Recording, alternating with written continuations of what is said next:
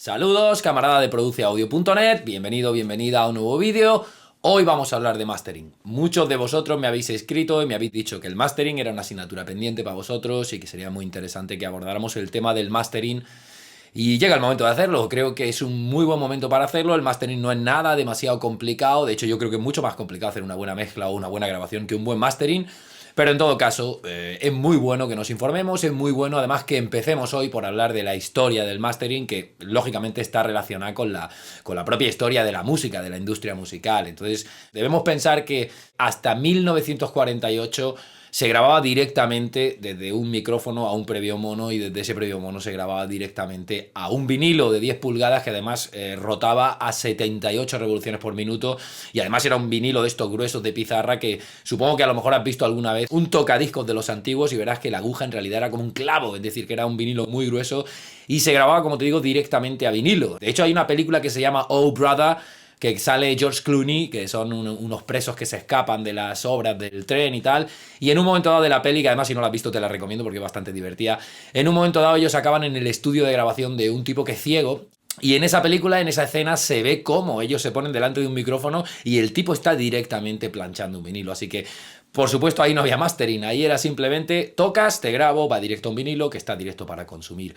Pero en 1948, Ampex, la marca Ampex, que siempre ha estado a la vanguardia, introdujo el primer grabador de cinta magnético. Y ahí fue el primer momento en el que se empezó a grabar en cinta magnética y luego se mandaba a una fábrica, es decir, empezaron a plancharse ya los vinilos en serie, en fábrica, por fin. Y ahí surge el papel del transfer engineer, del ingeniero de transferencia, que se encargaba justo de coger ese máster de cinta y pasarlo en fábrica a un máster de vinilo del que se planchaban las copias. Entonces ese ingeniero de transferencia, por llamarlo de alguna forma, en realidad de lo que se encargaba era de vigilar el volumen, porque básicamente si planchaba con muy poco volumen tendía a tener un ruido de fondo muy grande y si se pasaba de volumen muchas veces se rompía el propio vinilo. Entonces el ingeniero de transferencia se encargaba sobre todo de chequear el volumen con el que se planchaba ese vinilo. Luego en 1954 Ampex vuelve a introducir un cacharro nuevo, esta vez ya es un grabador multipista, es la primera vez que empieza a grabarse por pistas, que empieza a hacerse overdub y lógicamente la creatividad en el estudio se dispara y es en ese momento donde además ya se distingue claramente entre el ingeniero de grabación y de mezcla y el ingeniero de masterización. Por primera vez ya se distinguen los roles y uno se encarga del proceso de grabación y de mezcla y el otro ya se encarga específicamente de preparar ese máster para, pues eso, para planchado. Luego en 1957 aparece por primera vez en el mercado el vinilo estéreo, se empieza a trabajar con el estéreo, de hecho lo habrás visto en un montón de grabaciones de los 60, de Beatles, de Who y demás, cómo empiezan a experimentar con el estéreo por primera vez. Y ahí además se introduce la figura del cutter, el cortador. Ese es el primer ingeniero de mastering, digamos, que ya aplica ecualización y compresión y técnicas correctivas y aditivas para cambiar de alguna forma la mezcla antes de que sea planchada. Es el primer momento donde el cutter, el cortador, aporta su conocimiento, aporta EQ, aporta compresión e intenta, pues por un lado, reducir ruido y por otro lado, pues dar un poquito de pegada. Y además ahí llega un momento en el que empiezan a sonar discos en la radio hechos por distintos cutters, es decir, masterizados por distintas personas y empieza a notarse una diferencia en volumen, clara. Hay gente que escucha una canción y cuando llega a la siguiente dice, ¡guau! Esta canción suena más alta.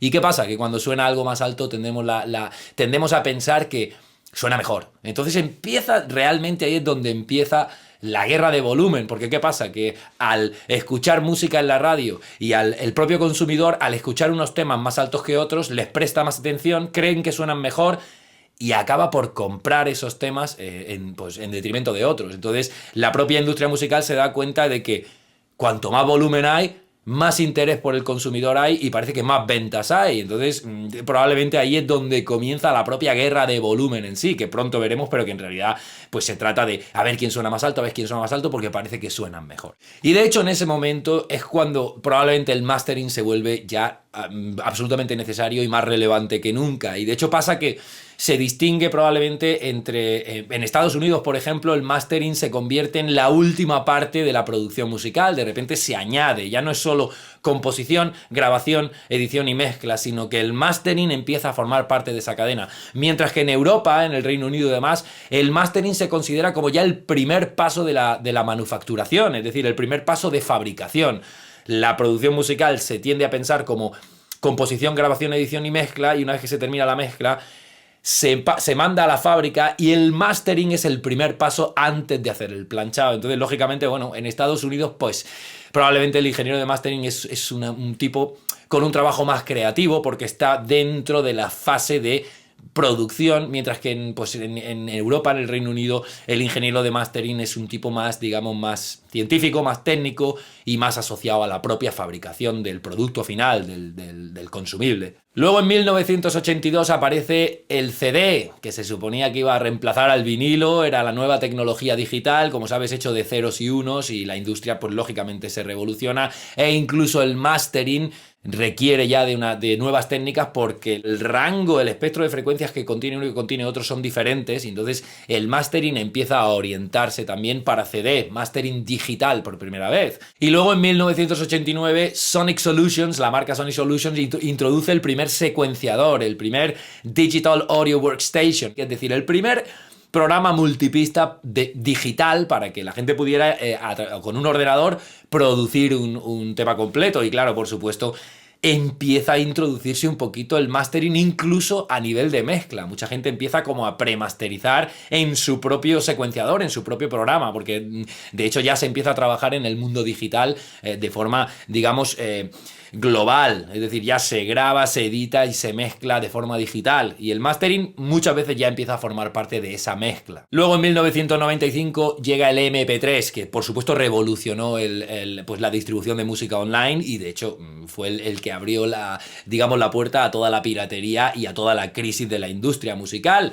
Y ese MP3, como bien sabrás, es un formato comprimido, es un formato reducido. ¿Y qué pasa? Que también pierde ciertas frecuencias, el rango de frecuencias también se estrecha.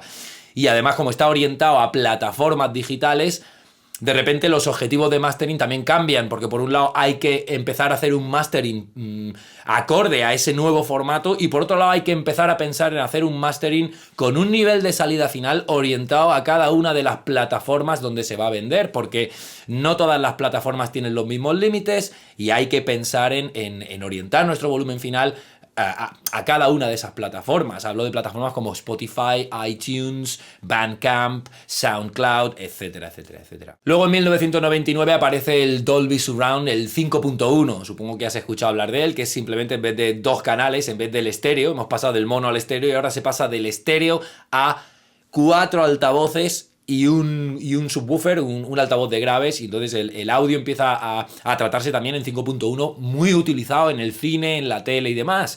Y en ese momento también se introduce el audio de alta calidad. Empiezan a verse formatos como el 24 bits, 88.100 Hz, es decir, que empieza a aumentarse la resolución y el tamaño de la transferencia digital. Entonces llega un momento en el que el audio de repente tiene mucho más headroom, porque en el mundo digital ese headroom, esa distancia desde el pico máximo hasta el cero full scale, el cero digital, en realidad es capacidad de procesamiento, porque son ceros y unos, son bits. Entonces, al aumentar la resolución del audio, de repente se aumenta el headroom, se aumenta la capacidad de procesamiento, y lógicamente el mastering da un paso adelante, porque de repente el ingeniero de mastering tiene más espacio para procesar, más espacio para añadir procesamiento. Por último, a partir del siglo XXI, a partir de 2002, el mundo digital se ha estandarizado, e incluso el ingeniero de mastering se da cuenta de que antes hacía una transferencia desde cinta a vinilo, luego empieza a hacer transferencia desde cinta a CD, luego empieza a hacer transferencia ya desde audio digital a vinilo y CD, y acaba a partir del siglo XXI haciendo transferencia de digital a digital. Es decir, ya todo el proceso se hace de forma digital, y aunque es verdad que muchos ingenieros de mastering siguen manteniendo, a día de hoy incluso, equipos analógicos para hacer el mastering, pero llega un momento en el que todo se digitaliza, y claro, una vez más el mastering da un paso adelante y tiene que volver a, digamos, prepararse para una nueva etapa en la industria musical. Así que básicamente desde el año 1948 hasta 2002, como ves, hay una evolución brutal de la propia industria musical. Y lógicamente hay una evolución tanto del papel del ingeniero de mastering como del propio mastering en sí, porque los objetivos y los formatos van cambiando y el mastering va cambiando. Así que hasta aquí esta breve historia del mastering para introducirnos un poquito en el mundo de la masterización, y en el próximo vídeo vamos a hablar ya de los objetivos del mastering para que empecemos a tener claro cuál es el objetivo de un ingeniero de mastering, y si tú en tu caso quieres hacer mastering en tu propio estudio en casa, que tengas claro cuáles son los objetivos de una sesión de masterización. Espero que este vídeo haya sido de tu agrado, espero que te sirva para introducirte un poquito en el mundo del mastering. Muy pronto vamos a hablar más y mejor del mundo del mastering. Hasta entonces, nos vemos en produceaudio.net, en las redes sociales o donde tú quieras. Que tengas un gran día. Chao.